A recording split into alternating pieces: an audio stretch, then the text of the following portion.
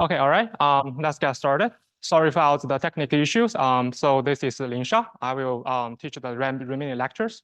So today, the topic is about the minimum spanning trees, and this would be the roadmaps for today. So we would cover with the minimum spanning trees as we discussed. We will start with some of the background. Then we'll talk about how to, generate these minimum spanning trees outside of a graph. Specifically, we'll talk about like a two famous algorithm, Prime's algorithm and the Kruskal's algorithm. And if there's time left, we'll cover or continue with some of the variations, including like a constant weight edges and bounded integer weight edges and direct graph, and etc. So let's begin. First is the minimum spanning trees problems. Like when we're talking about this minimum spanning tree problems, we are talking about like how applying this on a graph. Okay, this graph has to be two part with two specific features, which is the weighted and also like undirected graph. All right, and you probably remember like when we're talking about shortest passes, we're already talking about the directed graphs. But I will leave this for you to consider. When we go through these materials, you will realize why this becomes super complicated when we apply these minimum spanning trees on directed graphs. All right. For right now, let's focus on this like a graph with weighted and undirected one. All right. And then we were talking about the spanning trees. Like a definition of spanning trees is just like a cycle subset of edges that connects all the nodes. All right. In other words, it is just the tree that connect all the nodes and spanning the graph. And the weight of the trees is considered as the total sum of the weights of all edges remaining in the trees. For example, in these cases, we will have, for example, you can show from the slides, we will have like several edges, and each of the edges will have like a weight, and you sum them together. I think it's just sum like 9, 4, 1, 30, and 5. Together, you will have a weight of 32. All right, this would be the weight of the spanning trees. And you probably already noticed that these probably will exist many spanning trees. And then we will have like restrictions talking about the minimum spanning trees. All right. The minimum spanning tree is the specific spanning trees that has minimum weights. All right. So I believe in these cases, the minimum spanning tree is highlighted in the red colors. It will have like a weight of 20. And you can see like it just spans connect all the nodes. So that's it. That would be the minimum spanning trees. And this was the one that we want to generate and highlight, given the weighted, like undirected graph, right? And before we dive deeper, you probably already noticed that one of the important properties of this minimum spanning tree is there's no cycles, right? Why? First of all, like a minimum spanning tree is the tree, right? I mean, it means that there will be no cycles. But if we look at it from another perspective, if there were cycles within the minimum spanning trees, right? Of course, we could just remove one edge from the minimum spanning trees, and the remaining one is still like a satisfied definition. The tree connect all the nodes, within the graphs, right? But we will have obviously less weights, which is the contradiction with the assumption of this minimum spanning trees, which is the spanning trees with the minimal weights. All right. And so the one of the questions we want to ask about is like whether we can use the minimum spanning trees to find the shortest path. Probably we can just open this or we can answer this. I'll just wait for a few seconds for guys to type the answers.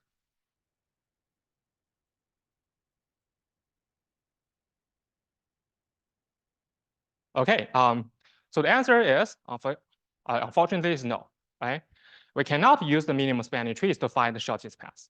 One of the example, we can just give like counter examples in these cases. For example, in this graph, we want to find the like shortest path from the source of node of S, which is D, all right? And you can obviously identify from the graph itself, the minimum or shortest path is directly the edges starting from S to T, which it has a weight of 9. But if we leverage this minimum spanning trees, then we have to go through, like S. Let me see what I can point in here. We have to go through, okay, we have to go through the S from this one. We have starting from the edges 4, followed by edge 1, and then by the edges of 8, right? So together they will have a relatively higher weight compared with the shortest path, which has like a weight of 9. Right? So the answer is we cannot utilize minimum spanning trees to help us to identify the shortest path. And why we are interested in this like minimum spanning trees? Of course, they are useful. It has minimum spanning trees has a lot of it has a wider range of applications especially in network design. Especially, for example, in old days, we want to build like a telephone networks. We want to, we are connect these houses with the wires, and we want to minimize the total amount of wires we need to build up these networks. All right, that would be one of the special cases of applications of minimum spanning trees. And another example would be we can just trying to stream movies over the internet. We usually will have the central servers, like we are trying to send the data across different links. We want to have like a minimum cost networks so that we could be able to stream the data or the movies to all the users. Okay, this is another applications of the minimum spanning trees. In addition to this network design, there are so many other less obvious like applications you probably do not even aware. One of them would include like error correction code, like face verifications, cluster analysis, and image registrations. All right. So now before we really dive deeper into the context of the minimum spanning trees, let's first make assumptions. All right. And we are in these lectures, right? We will assume that all edge weights are distinct. All right, this is the simplifications. Means that, for example, we have age of 2, then it's almost impossible it's not allowed for us to recognize there's another weight ages which has the same weights of 2 in these graphs. All right, this is kind of forbidden. This is kind of like a restricted duplicated weights or just the simplification, right? For you to notice. All our conclusions could be applied with small modifications to cases with duplicate ages, right? And right now, we just make these simplifications for our learning process to be easier, all right? So, so this was after the introduction about the minimum spanning trees. Let's dive deeper. Let's consider about, okay, what's exactly property? What are the basic property about minimum spanning trees, okay? And this would lay the foundations for us to develop or generate the minimum spanning trees within the graphs, right? So the very first one, the property of the minimum spanning tree would be there's no cycles. All right, look at this, like we have this graphs and we just highlight the minimum spanning trees in red colors. You see there will be no cycles. And we can just prove that if there's cycles, we can just remove one of the edges from the cycles. The remaining one is still a minimum spanning tree, but with less weight. Okay, this was just to introduce the contradiction. And that's the property. Let's maybe ask what would happen. For example, we already have like we identify minimum spanning trees within the graphs. We just highlight these minimum spanning trees in red colors, and we kind of want to cut these minimum spanning trees as shown in the slides. What would happen? Okay, if we cut these minimum spanning trees from as shown in the slide. All right. The result is like we kind of broke this minimum spanning trees into 2 parts, all right? And we kind of have like a 2 disconnected graph, like with T1 and T2, right? Since it is like a tree, want to cut it into 2 pieces. And the cute part about this is what would happen? What kind of properties are these graphs? Luckily, we are going to say is like the 2 remaining pieces of T1, for example, in this case is T1 or T2, both of them are also minimum spanning trees, right? And this is very important properties. So the property 2 of the minimum spanning tree is if you cut the minimum spanning tree, the remaining 2 pieces are also minimum spanning trees, all right? This is the very useful properties. You may already trigger you to consider, okay, there probably will be overlapping with some sub-problems. We might maybe consider like dynamic programming later on.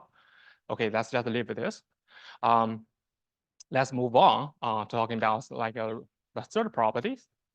The third property is called like cycle properties. Okay, consider like these cases.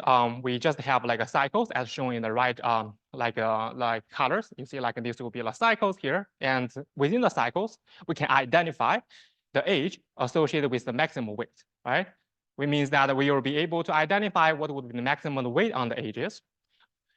And the property of the cycle property of the minimum spanning tree is, so for every of the cycle, the maximum weight edges is not in the minimum spanning trees, right? And this would be a super important like a property when we consider how to generate or identify the minimum spanning trees from the graphs. Okay, this tells us some edges satisfy some properties should never be in the minimum spanning trees. Okay, and why this is true, you're probably starting to consider, okay, whether it holds true or not, right? Let's just kind of prove that. We can just make assumption like assume that this like a maximum weight edges on the cycles is in the minimum spanning trees. All right. And by doing this, what we could do is we can like remove this maximum weight edges, and according to the property 2, the remaining part would be just the two like two disconnected part, right?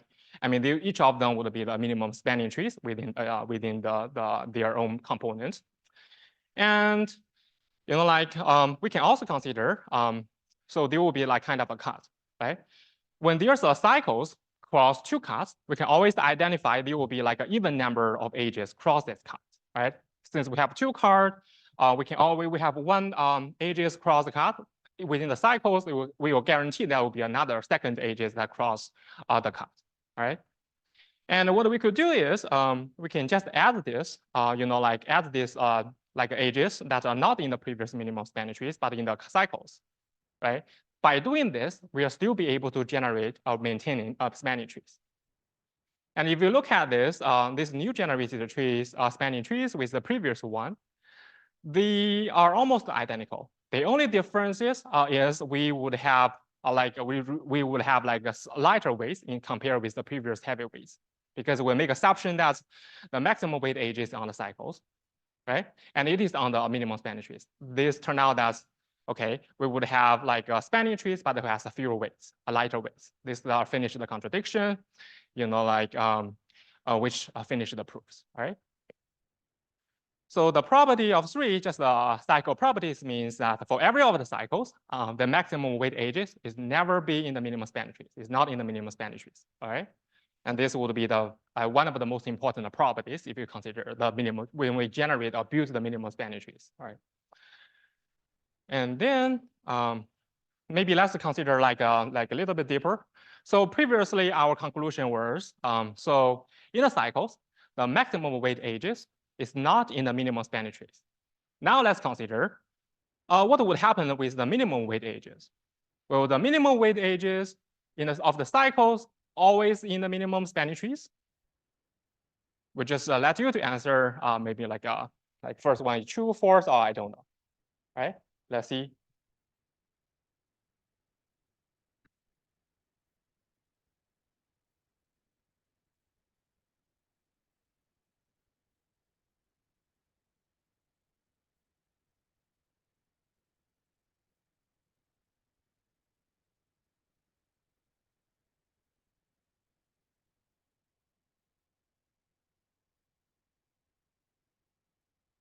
Okay, the result is it is false. Right? We can come up with like a counter examples. For example, like we just call this like a force cycle properties. So for every cycles, the minimum weight edges may or may not be in the minimum spanning trees. All right. Let's consider like a cycle. Let's consider these examples as shown in the slides. We would have, like let's look at these 7s. Like we have the cycles here, and the minimum weight edges within this cycle is the edge 7, right? And in the edge 7s, we can argue that edge 7 should never be appeared in the minimum spanning trees, right? Let's consider these specific cases. Like let's draw another cycle here. Let's consider this cycle, all right? Within these cycles, the edge 7 actually becomes the maximum weight edges, right? In the previous cycles, highlighted in the red colors, the edges 7 is the minimum weight edges. But in the other cycles, the edge 7 becomes the maximum weight edges. According to our cycle property, we just discovered together, we just proved together, the maximum weight edges should never be in the minimum spanning trees, right?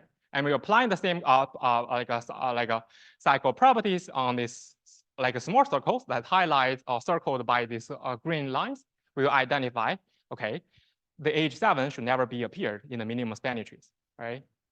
And then we look at this like a lot of red colors.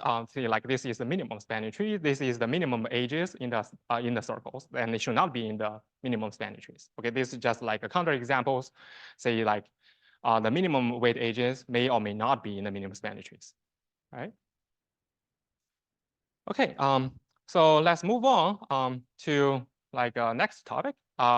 Before we do that, let's kind of introduce some of definitions. For example, a cut. A cut of the graph is just a partition of the vertices V into two disjoint subsets, all right?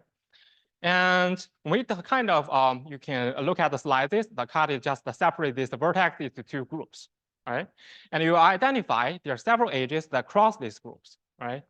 And the edges that cross the cut is defined is if the edges has one vertex in each of these two sets, right? And these three edges that we highlight are the edges across the cut, okay, across the two sets. And then we can just identify or like draw another important conclusion or property of the minimum spanning trees, which would be called like cut properties, which means that for each partition of the nodes, the minimum weight edges that cross the cut actually is in the minimum spanning trees, right? I mean, if we consider these properties with the previous properties, these properties identify if some edges satisfy specific conditions, we are 100% sure that this edge should be included in the minimum spanning trees, right? Does it hold true? You're probably already starting to consider how are we going to prove this, right? Let's consider these cases. Let's still do this. Assume that the minimum weight edges on the cut is not in the minimum spanning trees. All right. And what we could do is we just add these minimum weight edges on the cut. By adding this minimum weight on the edges on the cut, what we could do is we just create the cycles, right? And by creating these cycles, we can just remove one of the heaviest edge on the cycles. And the remaining one, by doing this, we just remove these heaviest edges across the cut. Then we will have like, again, we will have another minimum spanning trees, right? This is just a new spanning trees. But if you compare this new spanning trees with the previous spanning trees, like they are almost identical except these two edges, right? And we can calculate in that, that these edges would have like higher, like heavier edges. This will be, we just replace this like a heavier edge with lighter edges, and which means that will be less weight, right? And then we will just have this, finish this kind of proof that's cut properties. That's for every partitioning of these nodes, the minimum weight edges cross cut is always in the minimum spanning trees. All right, are we all good about this? Do we have any questions about this? I just pause for a while. All right. So far, let's just a brief recap what kind of properties we have covered about the minimum spanning trees, right? But before we do that, let's consider like another like a kind of extension questions. So for each of the vertex, like the minimum outgoing edges, that is always part of the minimum spanning trees. So when we talk about the minimum outgoing edges, we are talking about the edges that connect each of the vertex. Okay. For example, like if we are talking about the vertex of these ones, then the outgoing edges would be the 3. Okay. Does the minimum outgoing edges across the specific node is always in the part of the minimum spanning trees or not?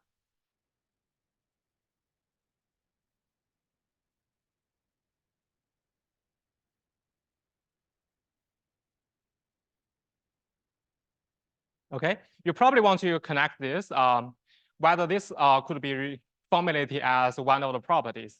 So far, we have talked about several properties like a cycle properties, like we have cut properties. Okay, whether we can utilize some of the properties to identify and solve these problems. All right. Can anyone give me the hint, like whether this is true or false? True? Why? Why? Yes, well, I totally agree with you that it's true, but can you give me the reasons?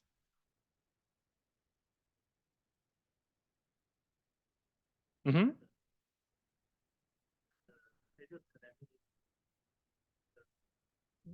The edges that cross the cut, right? Yeah. Yeah, fantastic. Great. So it is exactly as what the student described. So we consider this property cars. We can just identify, like we treat this specific node as one set of the cut, right? The rest of the node as the remaining set. Then, like all the edges are that are extracted from the specific node are the edges that cross cut, all right? And based on the cut properties, like the minimum weight edges cross cut is always in minimum spanning trees, all right? And this would just finish the conclusions, right? So for every vertex, the minimum outgoing edges is always part of the minimum spanning trees, right? Great. So now maybe let's come up with another question, similar question. So previously we just talked about, okay, for each of the vertex, the minimum outgoing edges is always in a part of the minimum spanning trees. How about the maximum outgoing edges? Does it always a part of the minimum spanning? Does it never be part of the minimum spanning trees?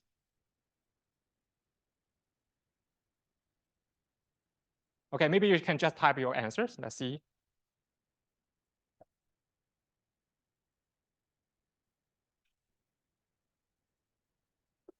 All right. The result will be negative.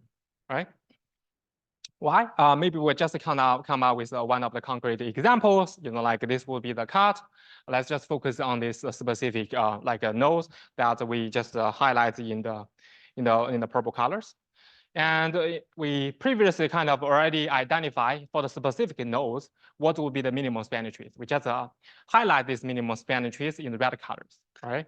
And if you look at these specific nodes, both the maximum outgoing edge and the minimum outgoing edge actually are contained in the minimum spanning trees, all right? Which means that, okay, you cannot, the conclusion would be like the maximum in trees, the maximum for each of the vertex, the maximum outgoing edges could be, or sometimes may or may not be in the part of the minimum spanning trees, all right? We cannot ever draw that, say like the maximum outgoing edges is never been part of the minimum spanning trees, all right? So great. So far, we kind of introduced some of the basic properties of the minimum spanning trees. All right, we just covered 4 of these properties. Let's just go over them one by one. This is kind of recap or just summarize what we have covered. Right. The first one would be no cycles. Since it's the minimum spanning trees, it's kind of straightforward to prove.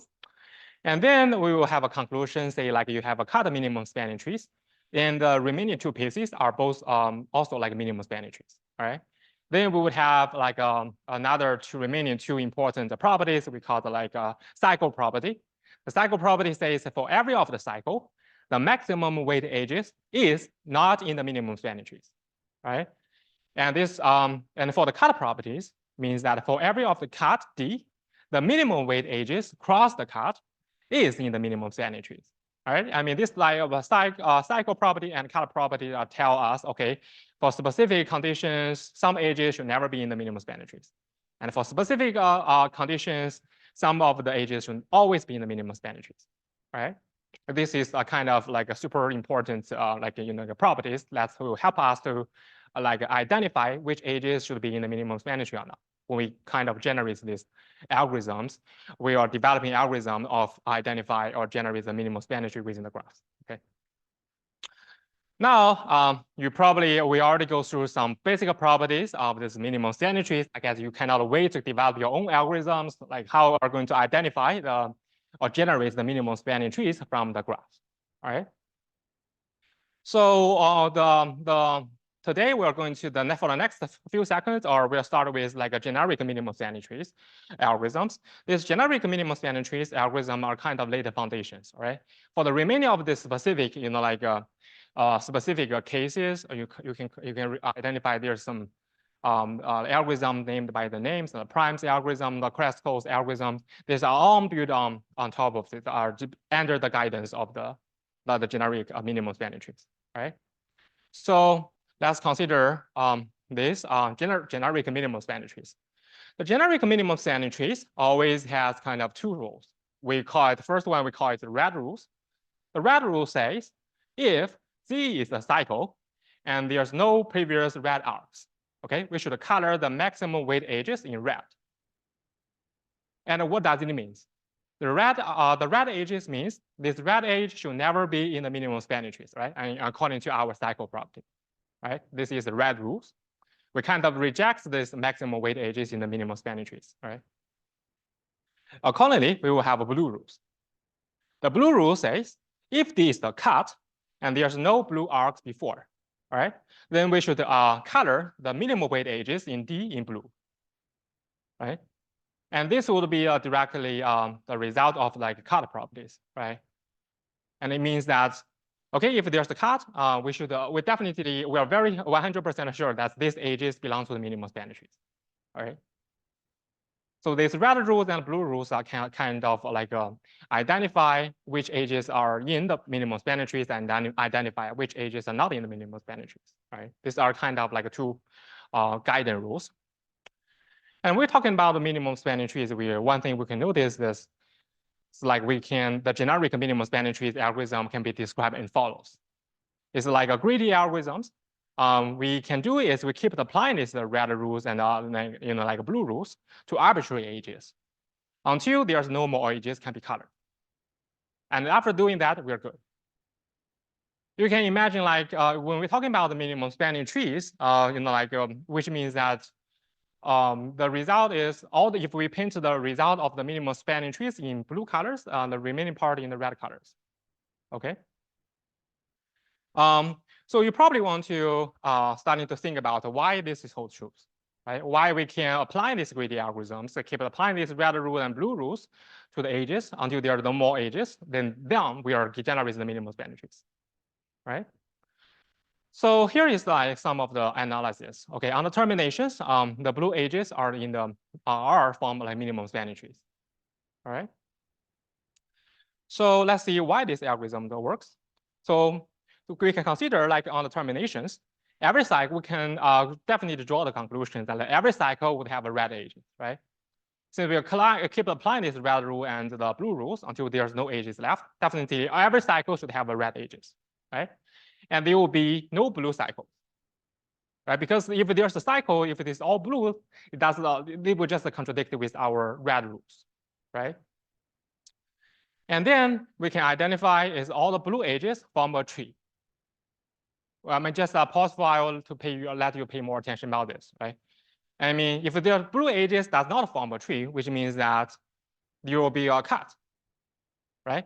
And if it is a cut, we can just apply the blue rules, right? I mean, if it's a cut, we'll identify the minimum weight edges across the cut. We can just, connect the trees. This continue to form a trees, right? And for the third one is every edge is colored, right? And then all the blue edges are in the minimum spanning trees. We keep applying this like color properties, identify all the edges in the blue color, all the edges that are supposed to be in the minimum spanning trees. And we realize that, okay, these blue colors already, all these edges that are supposed to be in the minimum spanning trees, they already form a tree. Right? This immediately tells us, okay, this is the minimum spanning trees that we're looking for, right?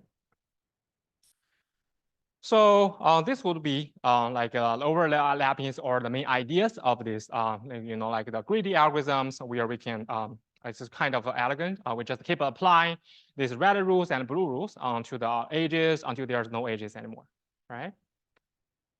So far, do we have any questions about this? Are we all good? Are we on the same pages? I'll just pause for a while. All right.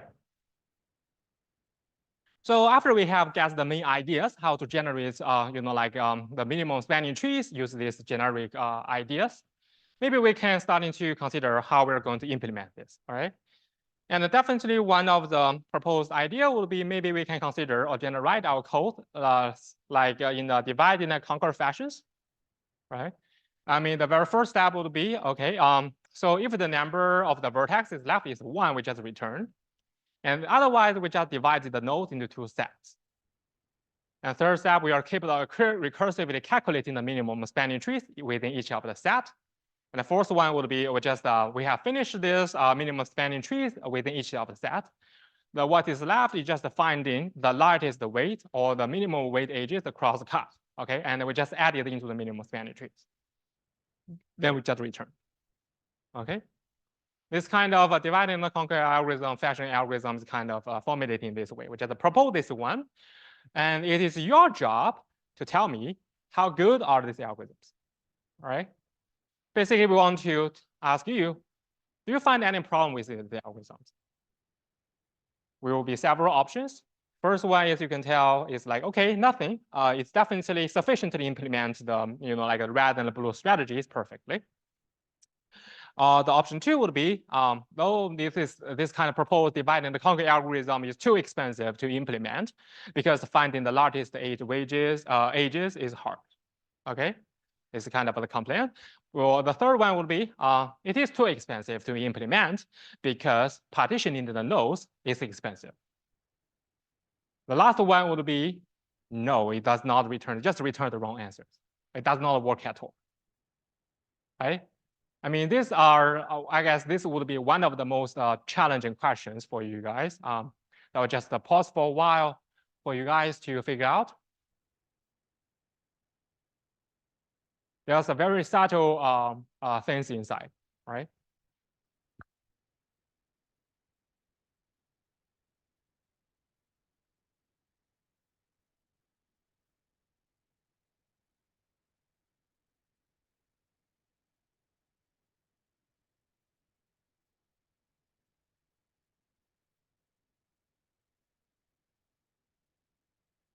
Okay. One of the foundations you may consider is always the property 2, right? If the minimum spanning tree, we just cut the minimum spanning trees, the remaining 2 pieces are minimum spanning trees. Right? I mean, this will be one of the foundations when we're developing these divide and conquer algorithms.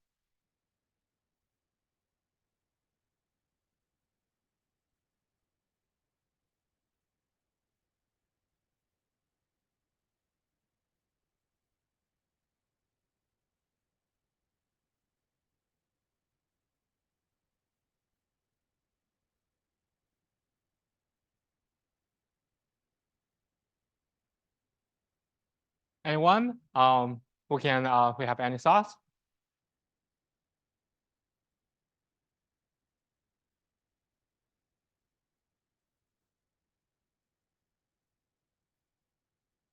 All right.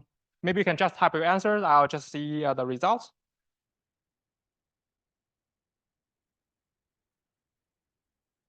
Okay. Turn out, it does not work at all. All right. I mean, that's why I was saying like, it's kind of subtle since it's a very challenging problems. Let's work out together. Let's see why it fails. Right. So let's just come up with a very simple examples with 4 nodes. And like these are just 4 edges. Each of the edges would have like weights, right? With H and G would be like weights of 1, D and E would be weights of 1, H and D would be like weights of 10. The remaining would be the 20s. Right? Let's just apply these divide and conquer algorithms and on top of these specific examples together. Right? The very first thing we need to do is we're going to divide and conquer. We just separate these 4 nodes into 2 parts, right? With the left half and the right half, all right? And within the left half, there will only be 2 nodes, one with 1 edges, right? I mean, since now it's the triple question, right? I mean, to build these minimum spanning trees within this H and D, right? I mean, just the 1 tree is here. We just highlight in the red colors. This will be the minimum spanning trees within this part, right? And the same strategy for the right half, which this is just 2 nodes with 1 edges. There seems we have no choices but identify the weights as the minimum spanning trees. All right. Then after that is done, we should consider how we're going to connect these 2 edges or cuts, right? Then we identify what is the minimum weight edges across the cut. And in this case, it will just be 2 edges. Each of the edges just has a weight of 1. Right? It's not difficult for us to choose. We can just randomly choose 1. Let's consider like these cases. So this would be the result, right? I mean, we have identified this would be the minimum spanning trees returned to us. I mean, after we keep applying these ideas of divide and conquer we have proposed, right? If we look at the results, what will be the weights of these trees? It will be 1 plus 10 plus 20, which is 31, right? But will this be the minimum spanning trees? Ideally, the minimum spanning trees actually look like this.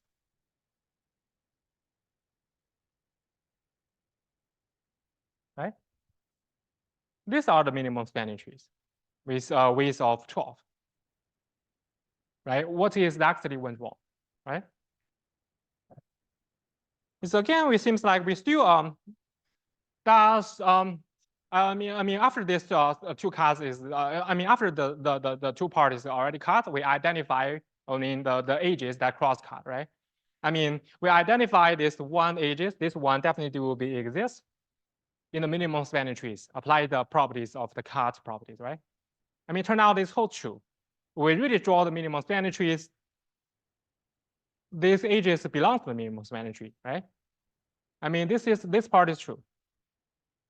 But really issue is when we consider the property 2. The property 2 tell us if you cut the minimum spanning trees, the remaining 2 pieces are minimum spanning trees, right?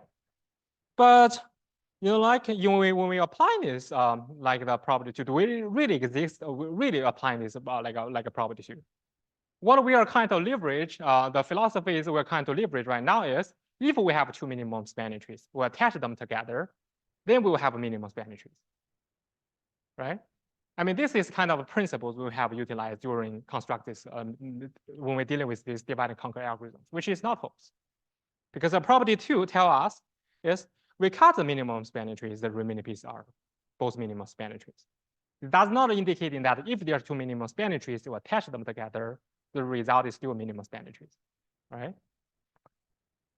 And also, this would directly tell us, okay, this is relatively bad algorithm when we consider use the divide and conquer algorithm to implement this, like a red rule and blue rules, right?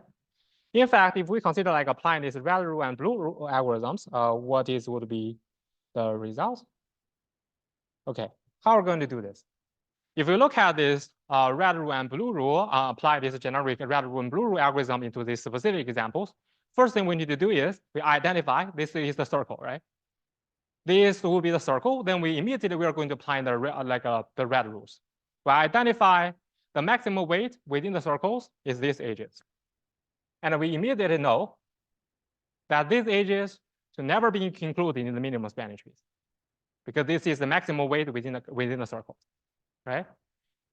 And after that is there, we'll be probably identify, okay, the minimum weight, we just applying the blue rules on the edge of G and E, right? The minimum weight edges across the G and the E will just be the 1, right? Immediately we know that these edges belong to the minimum spanning trees. These edges also belong to the minimum spanning trees. All right. And the rest part is we're going to have to cut. We're going to have a cut and identify, okay, the 10th edges, this will be the edges across 2 cut. And we should include that into the minimum spanning trees, right? And this is the procedure if you apply our, a generic blue rule and a red rule algorithm to solve these specific cases.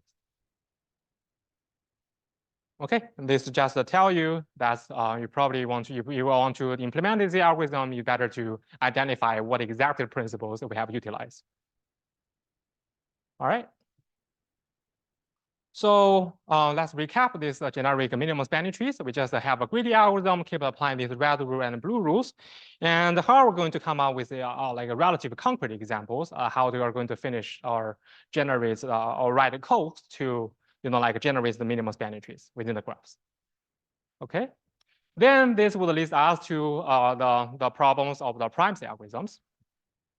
So the primes algorithm was first, it was a famous algorithm. It was first invented by Garnick in the year of 1930, then reinvented by Dijkstra's in the year of 1957. Lastly, it would be invented by Primes in the year of 1959. Right? It's kind of interesting. You see, this algorithm was not named by the first person who invented it. Instead, it was named by the last person who invented. Right? It's just an interesting thing to think about. Now, okay, let's move on. Let's directly think about, okay, what would be the missing ideas behind of this? So the basic ideas behind of the prime algorithm is we're going to maintain a set of nodes that are connected by the blue edges, okay? And that would be the key ideas.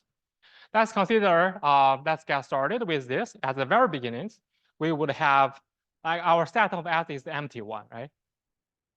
So what we could do is we just randomly pick a random node and just put it in the set S, okay? For all the nodes are contained in the set S, I'll just highlight them with like a purples. The rest is just green colors. By apply, by add this HA into this like set S, what we can do is we just identify a cut with the node A as one side, the remaining node at the other side. Okay, what we are going to do is we identify the edges across the cut, which in these cases, I just paint them a highlight in green colors. Once this is there, you probably immediately consider, okay, what kind of properties are we going to utilize? Are going to utilize the cut properties, right? We can identify, you leverage the, this is also like a red, like a blue rules. We can identify, okay, the minimum weight edges across the cut, which is the edge 3. With one node, with one endpoint at A, the other endpoint at G, right? We just find the minimum weight edges on the cut. And so after this edge is identified, we add the G, which is the new node, into the set S. We just grow the set of S by one node, right? This finished one of the iterations. What we are going to do is we're going to apply a second round. Now the set S would have two nodes, A and G, right? And the remaining sets, or remaining nodes, or just from the other side, we just have another cut. We just identify the cut and identify the edges that cross the cut, right? From the set S to the remaining sets, right? And I just highlight this in the blue colors. And what we're going to do is keep the finding the minimum weight edges that cross the cut, all right? In these cases, we would have like edges 4, okay? This would be the minimum weight edges, and we will have identify a new node, which is D, right? We're going to add this D into our minimum, into the set S, all right? Like we're kind of maintaining the set S that's connected by these blue edges, right? This is the key ideas behind of the prime algorithms. So after now, it will be like a 3 nodes inside of the set S. Then what we're going to do is we're going to identify the cut, right? Now, since we will become like a more complicated, like the edges that are starting from the 3 nodes across, to the other side of the part will become a lot of edges. I just highlight them in red colors or in green colors, right? Then you want to find the minimum edges within these blue colors. Right? They become kind of complicated to identify at the first glance. What we should do is going to, reorganize the nodes. We just put all the set, like AGD, that is belong to the set of S in one side, the remaining node in the other side.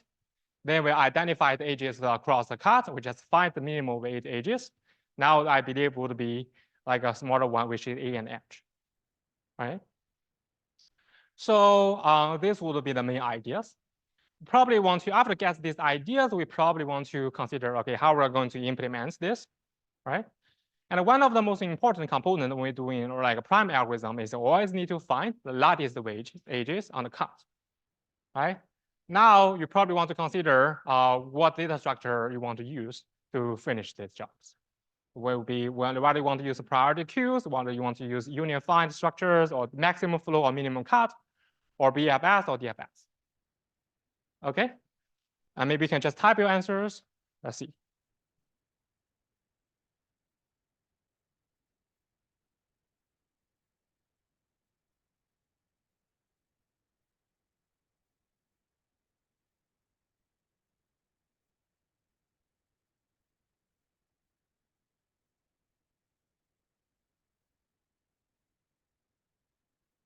All right.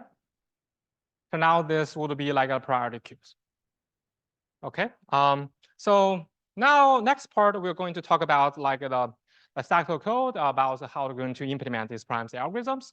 So this would be the cycle code.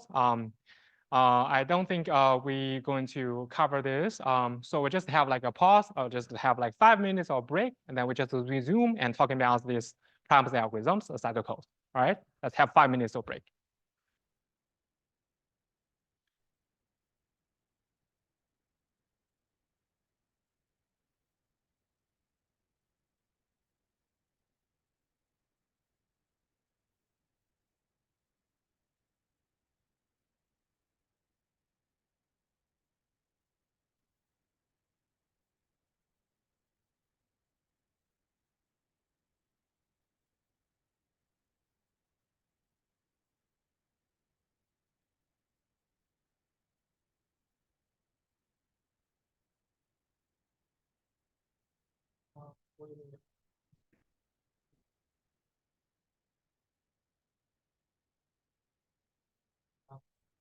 Okay, that's good point.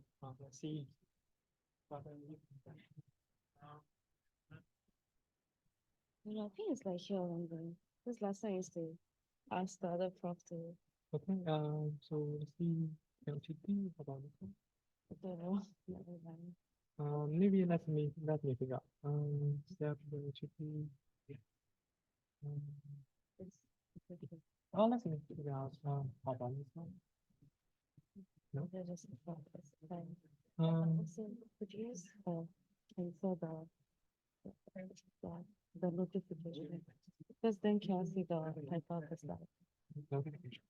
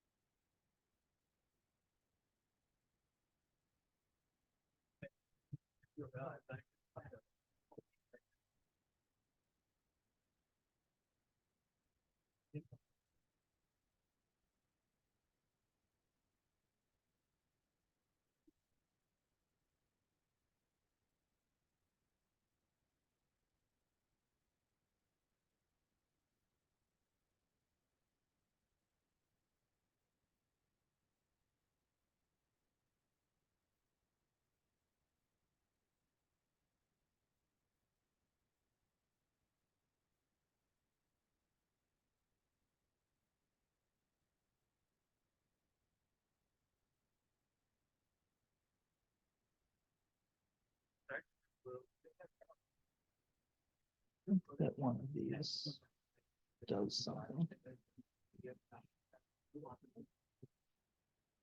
I think.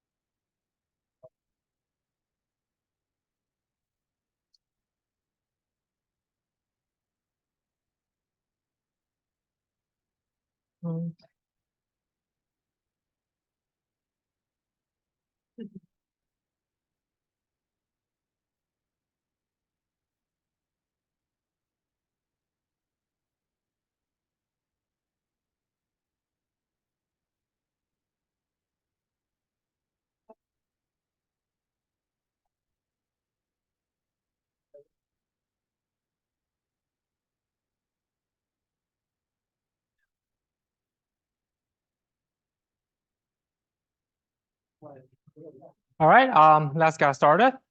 So we are talking about the pseudocode of the privacy algorithms. So at the beginning, we are going to initialize this priority queues as we have already discussed. The priority queue would be the one of the data structure that are going to heavily used. And after the priority queue is initialized, we're going to, like initialize, put all the nodes of the inside of the priority queue. So we're also going to initialize the weights of priority of each of the nodes with infinity. Like a priority in this definition of priority in this priority queues are going to be like the minimal 8 edges from the set S to each of the nodes, all right? And since the very beginning in the initializations, there's no new nodes that are added into the set of S. So what we're going to do is we're going to have to initialize this each of the node with the infinities, all right? And then we are going to have like one of the pickup, one of the starting nodes. We just put this into the set S. And once that is done, which means that we are going to decrease the weights of the starting node from infinity to 0, right? And after that is done, we're going to also have like a new hash set to, keep a record of the like a set S. And we also put the start node S into this set S. And we are going to, in addition, we're going to have like, like a parent hash table to keep a record of this parent node relationships so that it will be useful. We can reconstruct the edges of the minimum spanning trees. All right, these are kind of initializations. Then let's move on to look at this like primary algorithms. The main structure would be we're going to have like loops, and we're going to we are keep doing this until the priority queue is empty, right? And for each of the iterations, we are going to take the node associated with the minimum like priorities. I mean, if you look at this, this would be the node that's associated with the minimum weight edges that cross the cut, which is the from one set of from the set of S to the remaining part. All right. I mean, the node V is always be the minimal weights associated with the minimum weight edges, right? And we are going to put this V into the set S. Right. Then after that is there, we're going to update, like all the edges, we're going to have like a new set of nodes in the set S. We're going to update the minimum weight edges across the set to the remaining nodes, right? What we're going to do is we're going to loop over all the edges associated with the node V and get the other side of the node from the edge V. And if the other side of the node is not in the set S, which means that we're going to, check whether we're going to decrease the priorities. So what we're going to do is we just call this decrease key function with the W and just replace this with like the edges of the E, all right? And we have to take a specific notations here. We have to make exceptions here, which means the decrease case does nothing if their new weight the new weight is larger than old weight, right? And after this, we're going to update these priorities or the minimum weight edges from the set S to the specific node. And then we're going to put the W and the V into the parent set, right? This will be the general ideas. So after this kind of introduction, I think you probably kind of feel a little bit, you get the main ideas, but it would be great that if we can apply this privacy algorithm into a specific concrete examples, right? So let's run through examples as shown in the slides. This would be like a graph, and we are going to apply this like a privacy algorithm to identify the minimum spanning trees out of this graph, all right? On the right-hand side of this, you will see like priority queues. And one thing to notice is I do not draw the infinity, the nodes associated with infinite weights because due to the limited spaces, all right?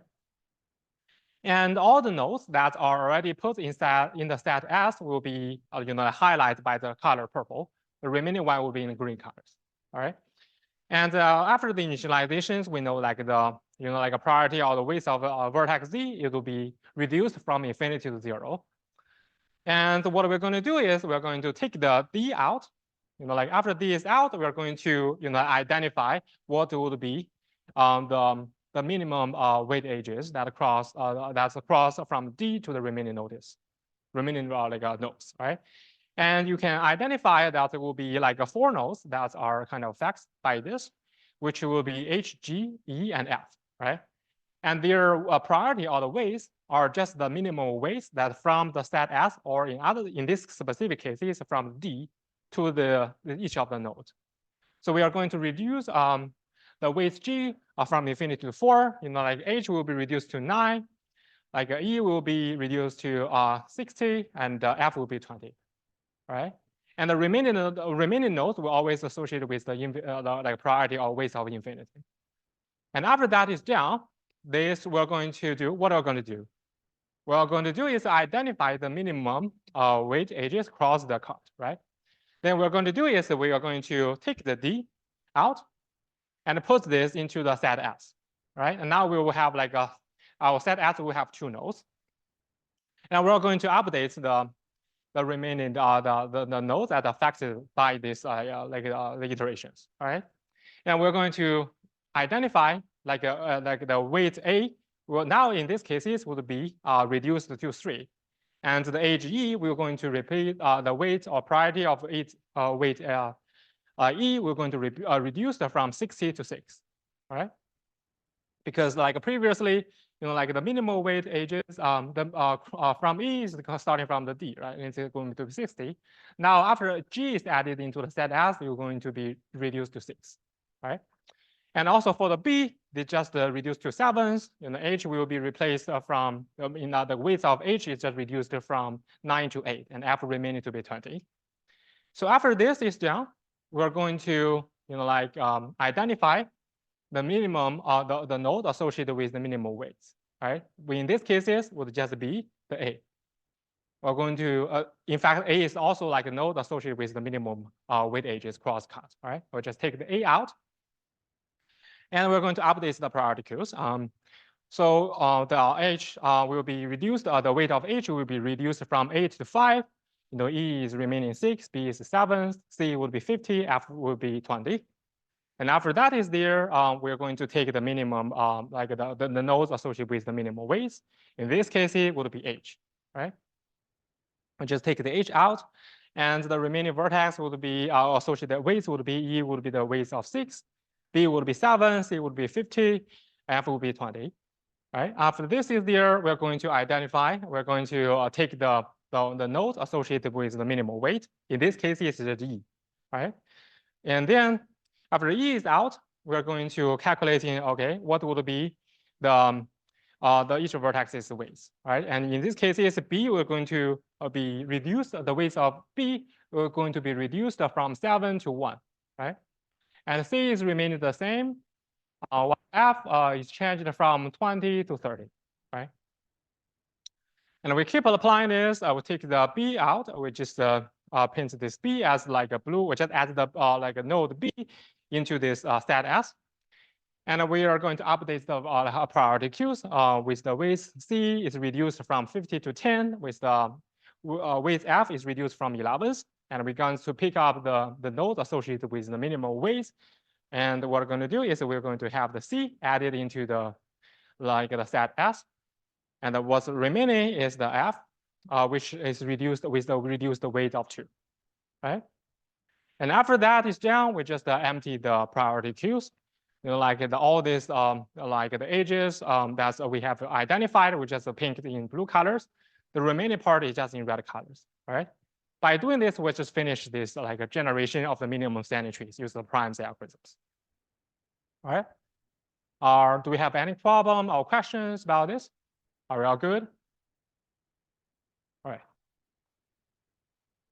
So this would be like one of the illustrations why we are when we use applying this prime algorithm to generate this minimum standard trees. And now let's just have like summaries about this. So like basic ideas of this minimum spanning tree is we're going to maintain a set of nodes that are going to connect it by the blue edges. And at each of the iterations, we're going to identify the cut, and we just apply, like the blue rules, and we identify the minimum weight edges across cut. And once we identify that, we just add the other side of the node into the set as. We keep doing this until we finish the iterations. All right. For the proof, you can identify that each of the 8 add edges is always the lightest one on some of the cut, which means that each edges is always supposed to be the minimum spanning tree. And then we finish the trees here. Okay. So this would be the primes algorithm. But after this kind of introduction, we always want to identify, okay, what would be like the running times, all right? What would be the running time of the primes algorithm using the binary heap? All right. Maybe we can have some questions. Just thinking like, what will be your answers? It seems like there's a kind of active discussions. Maybe some of you can just tell me like what will be the answers of these questions.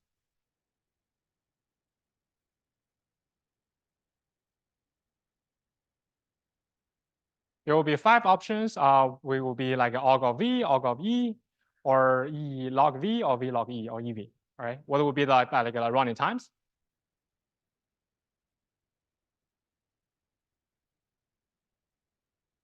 All right.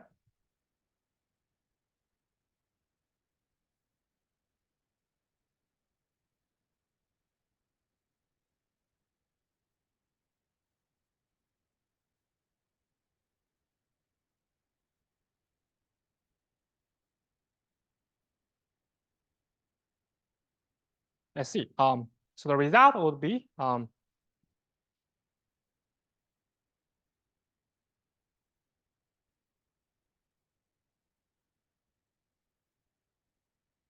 complexity would be E log V's, right? Why? Maybe let's look at this analysis. So during this kind of primes algorithms, there will always be 2 components that is important. The first one is like we're going to have like component that we're going to add each vertex and remove them once from the priority queues. In fact, like when we initialize this priority queues, we are going to insert the vertex into the priority queues, initialize the priority to be infinity. And after that, we're going to keep removing each of them from the priority queues, right? And this would have a cost of log like a V log V, right? The other thing is about the decrease of the keys. For each of the edges, we are going to have like a 1 iterations of a decrease case. And this will cost like a cost of log V, since like at the most there will be V number of nodes in the priority queues, right? And together we have the log of E times E times log V. This will be the complexity of these algorithms. So far, we talk about these primes algorithms. Like we kind of identify, have like a priority queues, and this will probably link you to some of the thoughts about the features about the dextrose algorithm. Right? We are going to have like comparisons to identify the differences and similarities. You will observe that by comparing these 2 things, the primes algorithm and the dextrose algorithm, they all maintain a set of visit nodes, right? And they are going to greatly grow the set, and they are going to use like priorities to organize the nodes. All right. The key difference is like what kind of properties you are going to maintain. Right. For the dextrose algorithm, the weight would be the estimation of the shortest cost from the starting node for each of the nodes. Right. I mean that will be the dextrose algorithm. In primes algorithm, what we care about, it is the minimum weight edges from the set S to each of the nodes, right? I mean, this is the priorities that differs this type of 2 algorithms. Okay, so let's move on. We have talked about, like the primes algorithms. Now let's move on to another famous algorithm, which are called like Kraskos algorithms. If you consider like a Kraskos algorithms, like we look at this, where I have mentioned like both like this algorithm are just like a very specific cases of this generic minimum spanning tree algorithms, which is kind of always have like a greedy algorithm. We either apply like red rules or blue rules to arbitrary edges until there's no uncolored edges, right? And from this specific point of views, we can consider like primes algorithm is like always applying these blue rules, to identify which ages should be included in the minimal spanning trees, right? And because we always identify, like a minimal wages across cut, and we believe that specific ages and associated nodes should be included in the minimal spanning trees, right?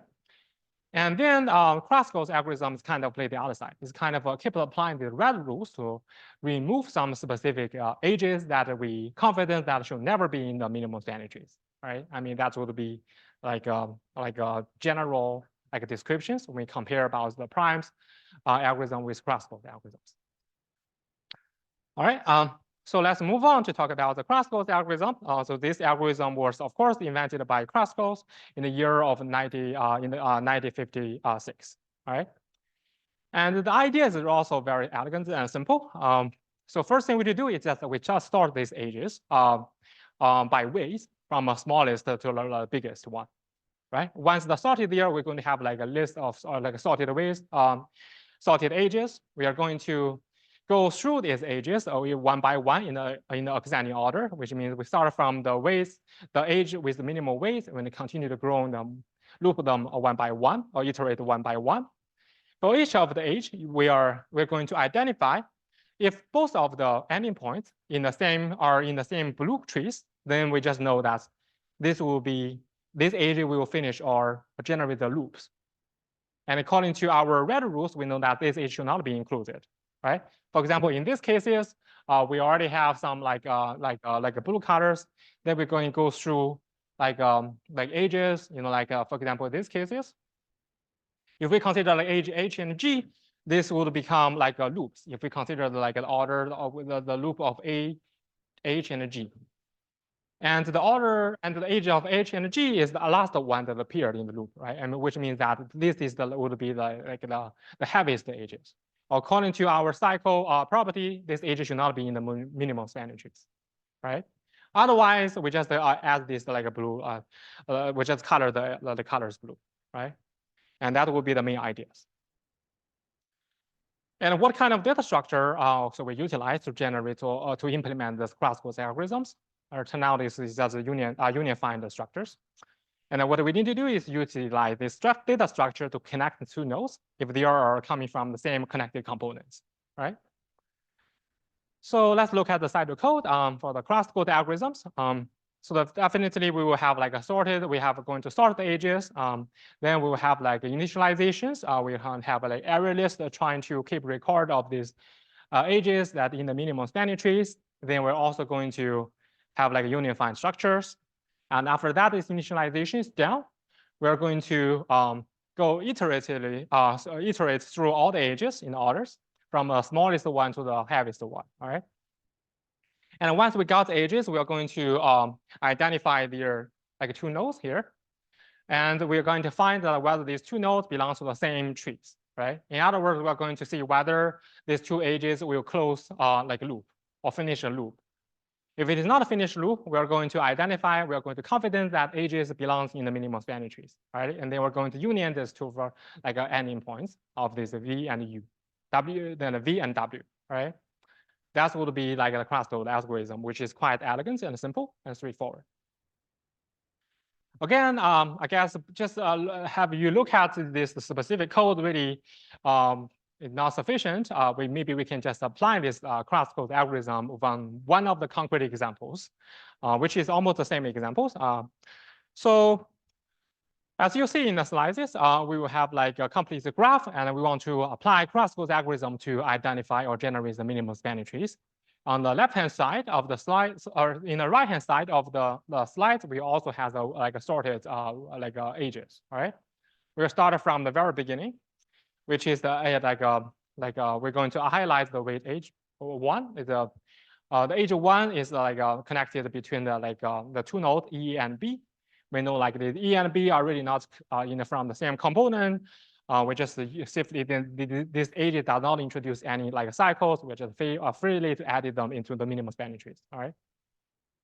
Then we move on to the second age, the age 2, which is connected between node A and G. Again, there's no loops appeared.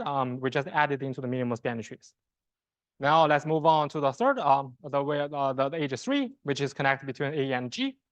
You know, like the node A and G are really not come from the same component. There's no loops introduced. We just use this and keep it in the minimum spanning trees. Okay. Continue, move on to the H4. And like H4 just connect with you know, like D and G, right? And also they does not introduce the like cycles. We just keep the added this into the minimum spanning trees. Let's move on to the H5. H5 just a line on this side. Like is to connect the C and F. It also does not introduce the cycles. That's close the cycle. Let's just keep it and move it and add it into the minimum spanning trees. We'll keep doing this for the H6. We're going to connect with the E and G. Also, there's no cycles here introduced by this. This is does not complete the cycles. And we just add it into the minimum spanning trees, right? Next, finally, we just reach the cycles. The age E and B, this just complete the cycles between like a G, E, and B, right? And you can identify that within the three ages that generates or generates the cycles, the age G and B are the latest one that appear. In other words, it's always associated with the maximum weights, right? I'm according to the cycle properties, you know, like these ages should never be appeared in the minimum spanning trees. We just put the colors of G and B and in the red colors, right? Let's move on to the next age 8. Age 8 also kind of complete the circle. You know, like when we're talking about the circles of H, A, and G, you know, like the age of H and G are the latest one that appear. I mean, it completes the circles and always associated with the heaviest weight. And we know that this should not be contained in the minimum spanning trees, right? At H and G, we just put them or color them in red colors. Let's move on to the H9. H9 also complete the circles between H, G, and D, right? And within these circles, we know like H and D are the latest one appear that complete the circles. It will always associate with the maximum weights within the circles, which know that we should not include this color. We should not include these ages in the minimum spanning trees. We just paint them in the colors of red, right? Let's continue to move on. Now we have H10. H10 is good. It does not really introduce any of the cycles, like just the B and the C. Does not introduce any cycle. It's good. We just keep it in the minimum spanning trees. Now I just do not go over all the possible remaining cases. You identify, you go through, you can go through them by yourself one by one. You identify each of the like ages will complete the cycle, indicating that they are the heaviest ages, and we should not include this in the minimum spanning trees, right? And after that is done, we just finish our algorithms, and we are going to able to identify the trees, you know, like they are connected between the blue colors, all right? So far, do we have any questions, or are we all good about this?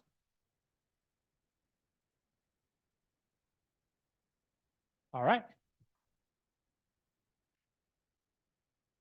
Let's move on to the let's have like a brief summary about the cross-close algorithms, the basic ideas. As we have gone through this already, it is just the sort ages by weight. We just have the smallest, and from the smallest weight ages to the largest weight ages, right? Then we are going to iterate these ages in the descending orders. If for each of the age, if the two sides, if the both of the ending point are in the same blue trees, which means that they are belong to the same components, connected components, then this age should be red colored, and you would kick this out from the minimum spanning trees. Otherwise, we just color the edges blue, and we should keep it in the minimum spanning trees, right? And this is a very straightforward and simple procedures. But here will be a proof just with two supporting points, because we know like each added edges just across the cut, right? I mean, each edge is always the lightest edge, like the lightest edge across cut. And all the other lighter edges cross cut have already been considered, and so it would be good. This will always guarantee we have a minimum spanning trees. Again, after this is introduced, this cross-close algorithm, we probably want to do is we're going to analyze, you know, like what would be, you know, like whether it is a good one or not a good one. What would be the time complexity, right?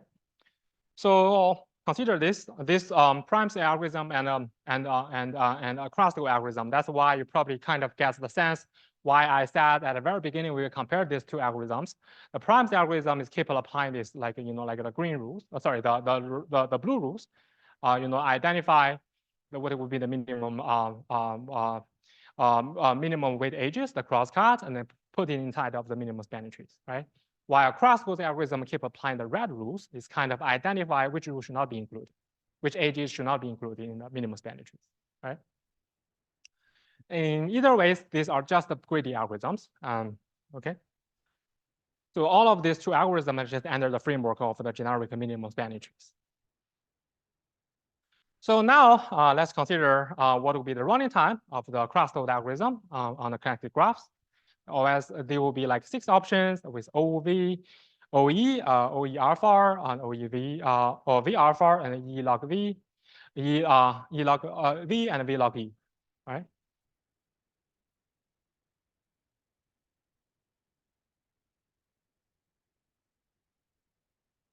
So alpha is operations that are associated with the union find like operations, it's like an inverse alpha function is just growing extremely slow, right? So just pause while until you figure out what will be the running time of the crosstalk algorithms. Like crosstalk algorithm, we always need to first start the edges. And after that, we just keep applying these union find operations, right? And what will be the running times?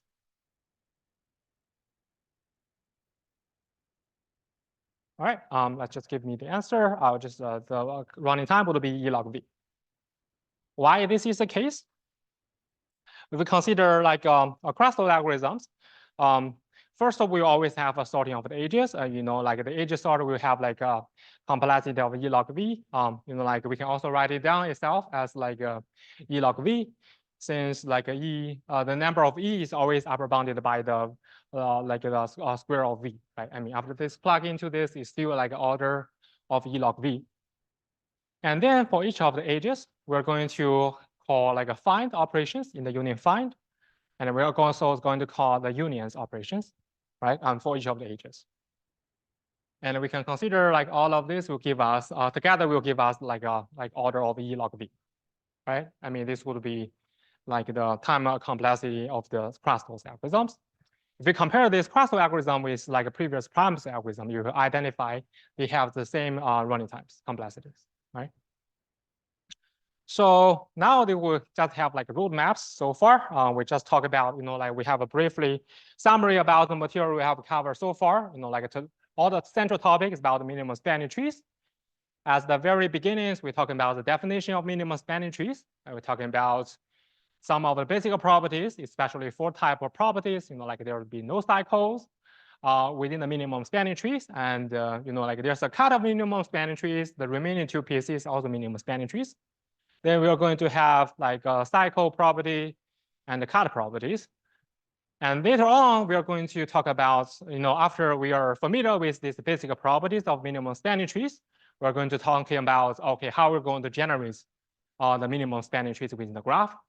Then we have like generic algorithms. Then after that, we are going to have like having covered like a Prime's algorithm and a crosstalk algorithms as a special cases, right?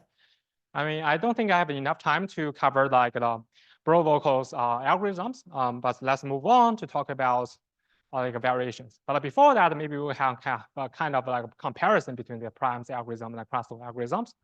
As I said, they share the same time complexities, and they leverage different data structures. For Prime algorithm, we are leverage the like the priority queues to finish the procedures. And for crosstalk algorithm, we heavily utilize the union find data structures to identify the lattice weight, right? So far, do we have any questions? Are we all good? Okay, I'll just pause for a while.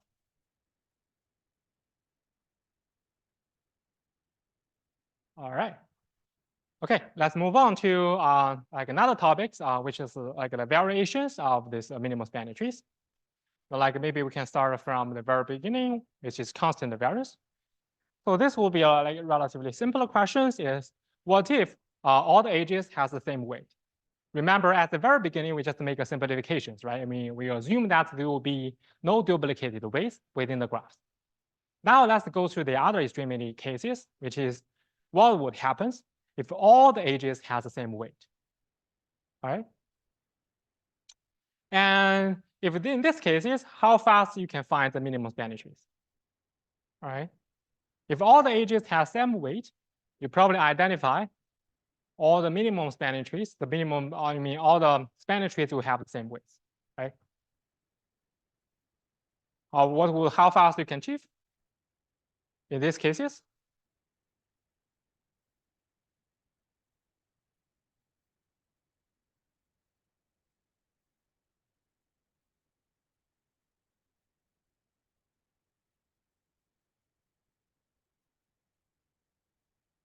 Okay, I think previously one of the students asked questions about from the Zooms about what's the complexities of this like order of E log E, the sorting algorithms, like the E, let me write it down, like the E is always less than, sorry about this, less than square of V, like we take the log of E, then just that will be the same orders, right? That explains this result, like the E is always upper bounded by the V squares, right? And after we take log, it's just log E and equal to is less than the 2 of log E, log V, right? Let's see whether we have other questions from the slides. Okay.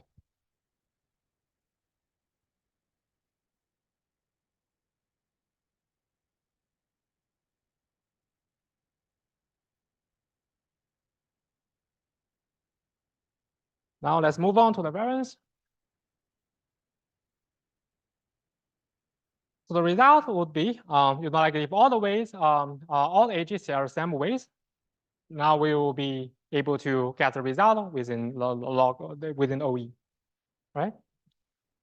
Right? We just run like a DFS or like a BFS, and then the result will be there. And what would happen if all the 8 wages or 8 weights are 2? And what will be the cost of the minimum spanning trees? I guess this is kind of simple one, right?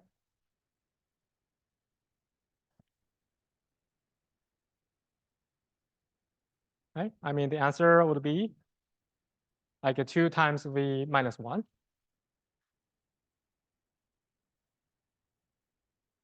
Let's kind of summarize this variance. So if all the edges have same weight, we can just run like a DFS or BFS, right? I mean, we know like the minimum spanning trees always contains like exactly V minus 1 edges. Like every spanning trees will contain V minus 1 edges. So last, like any spanning trees you find with the DFS or BFS is always like a minimum spanning trees, right? Okay. I think that would be like conclusions about this variance. Let's make it a little bit challenge. What would happen if all the edges, for example, you're applying the cross-pose algorithms, what would happen if all the edges has a weights from 1 to 10? Right? We kind of have like we kind of identify the range of the weights. And the range of the weights of all the edges should be either 1, 2, 3, 4, up to 10, right? If we have this prior knowledge, is what we can do. Let's consider what are the procedures of the cross-pose algorithms. The cross-pose algorithm, what we need to do is first is we need to sort the edges, right? And if we know that the range of the edges, we probably can kind of avoid this sorting, right? What we're going to do is this one. It turned out that we are going to, ideally, we can just use the area of size 10, like each of the slot AG, we just hold like a linked list of edges. All of the edges would have like a weight of j, all right? And by doing this, we kind of avoid this heavy sorting, right? And we just put the edges in the areas like of the linked list, which calls like OE. Then we're just going to iterate over all the edges in ascending orders. This also calls like OE. And then we will check whether we're going to add these edges. We're going to have like a find when the union find structures. And we're going to union two components, which just calls like O alpha. Together, the complexity will be alpha E. right? Now, let's consider another cases. What would be the running time of like a prime algorithms if all the edges, edge weights are within the range of from 1 to 10. Okay, let's consider what are the primes algorithms. I'll just pause for a while for you guys to figure out.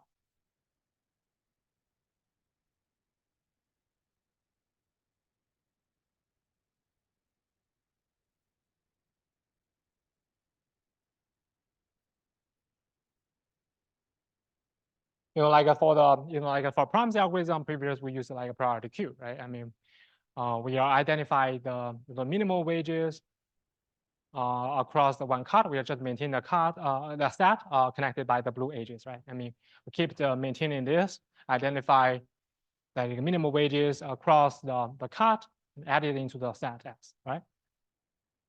So what would be the running time of primes if all edges weights are in the 1 to 10? Okay. So now again, we can achieve like OE times. All right. How are we going to do this? Again, we'll just use the area of size 10 as the priority queues. Different from the primes algorithm, now the slot G just holds a linked list of nodes with weight J, right? And when we call the decrease case, we just move the nodes to a node linked list, right? These are some kind of the ideas when we implement these priority queues. We just use the area of size 10 to implement. When we do the insertion, we just post the node in the correct list, right? When we do the remove, we just have lookup nodes. For example, in the hash tables, and we just remove from the linked list.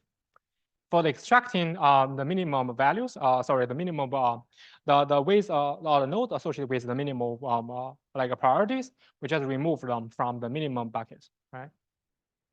And the most important part about the discrete keys is we're going to have like a lookup node in the hash tables and move to the, like move it to the correct links. All right. This will be the primes algorithms.